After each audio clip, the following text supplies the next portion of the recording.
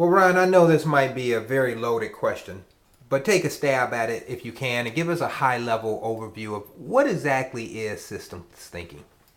Well, back in the mid 80s, I started looking at Peter Senge's learning organizations. I went out to Berkeley to talk to Professor Zada on fuzzy logic.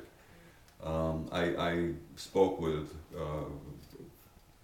Philip Carroll, Chief Executive Operating Officer of British Shell Petroleum at the time. And to me, systems thinking is when you have very large organizations, they become very complex. Many layers, many pillars. You've got the finance, the manufacturing, the marketing, the customer service, the engineering, the maintenance, the property management, yada, yada, yada. So there's a tremendous number of factors in a large organization.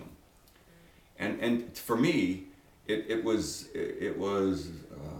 a real challenge to try to understand all that and figure out how it all worked together.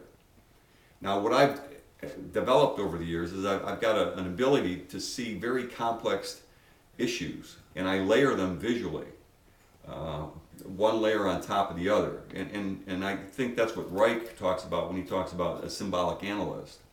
In his book, The Work of Nations, I think that was published back in the 90s or something, 91, I think, vintage, The Work of Nations.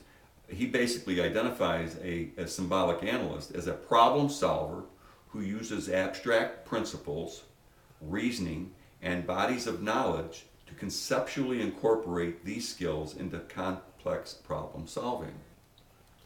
So it's finding all these little kernels around and putting them together became a toolkit I've developed over the years that's been very helpful, very beneficial. So, did I answer your question? Yes, you did. Thanks. You're welcome.